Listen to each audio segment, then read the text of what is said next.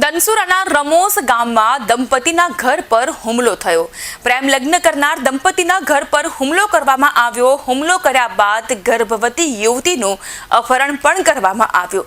પ્રેમ લગ્ન કરનાર યુવતીના પરિવારજનો દ્વારા હુમલો કરાયો હોવાની વિગતો મળી રહી છે.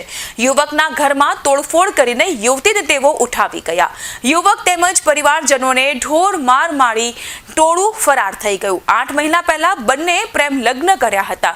યુવકે ધનસુરા પોલીસની નબળી કામગીરી સામે આક્ષેપ કર્યા. મારું નામ ચૌધરી કુણાલ કુમાર મુકેશભાઈ છે.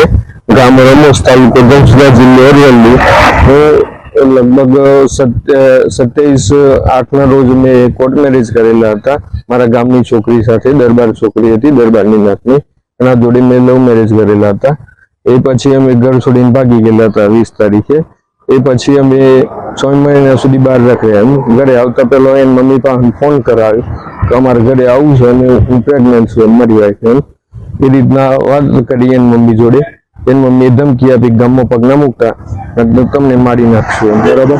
એ પછી અમે કલેક્ટર કચેરીમાં, SP કચેરીમાં, ધનસુરા પોલીસ સ્ટેશનમાં પોલીસ પ્રોટેક્શન માટેની અરજી આપી. નામા લખાયા બધાના અને એ રીતે હાજર થઈ. એ દિવસ પછી અમે ઘરે ગયા. મહિનાથી અમે ઘરે રહેતા હતા, બરાબર. કોઈ બબાલ કરી નથી, બરાબર. અને પછી ગઈકાલે 12 વાગે એ લોકો નીતાંજલિના ઘરની ફેમિલી વાળા, એમના કુટુંબ વાળા બધા આવ્યા ઘરે. તોડફોડ કરી અને નીતાંજલિનું અપહરણ કરીને લઈ ગયા છે. અને એ પ્રેગ્નેન્ટ છે, 5મો મહિનો જાય છે, બરાબર. અને પોલીસ કોઈ જવાબ આપતી નથી આ બાબતે.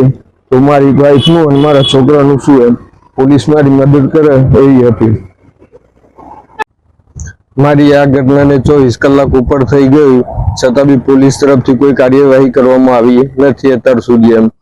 જો અને આ રાજકીય દબાવના કારણે આવું બની શકતું એવું લાગી રહ્યું છે મને, બરાબર. અને મને કે મારી વાઈફને કે મારા બાળકને પણ કોઈ બી જાનહાનિ થઈ તો ધનસુરા PI જવાબદાર રહેશે.